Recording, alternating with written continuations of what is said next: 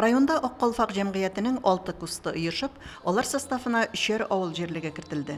Җитәкчеләре итеп үз эшләренә җаваплы караучы, районның иҗтимагый тормышында актив катнашучы инициативалы хатын-кызлар сайланды. Район бүлеген Эльвира Гәрәева җитәкли.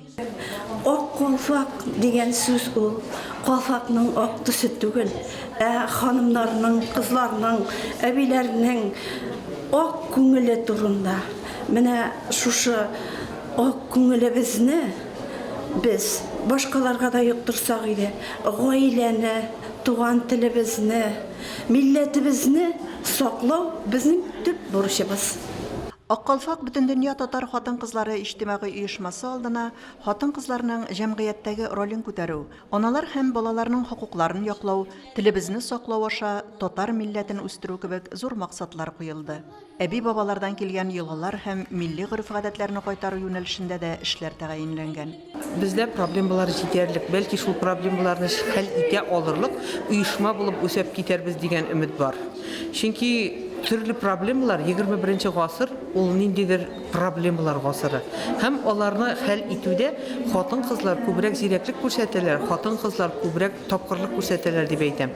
Чөнки безнең бу гасырда нанотехнологиялар гасыры булса да иратлар югалып кала торган гасыр бу. Чарада катнашучылар җәмгыятьтә хатын-кызның роле турында ачыктан-ачык сөйләште ул көнне.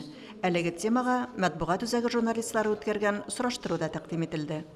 Хатын-кызлар җыелган җирдә моторлык турында сөйләшми калынамы соң? Башкаладан килгән кунак, Камали косметика фирмасы җитәкчесе Камиля Юнысова бит һәм тән терисен тәрбияләү буенча файдалы киңәшләр бирде.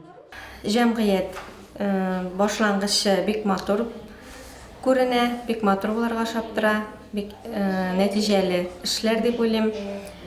Һәм инде менә әле генә бүген хатын-кыз, бүгенге заман хатын-кызы нинди булырга тиеш дигән темага сөйләшү булды. Алга таба яхшы нәтиҗәле эшләр дип уйлыйм. Яулык бәйләү, милли бизәкләр җигү буенча үткәрелгән мастер-класслар да файдага гына булды. Психологик тренингтан соң җанланып киткән аралашу чәй табыны артында дәвам итте.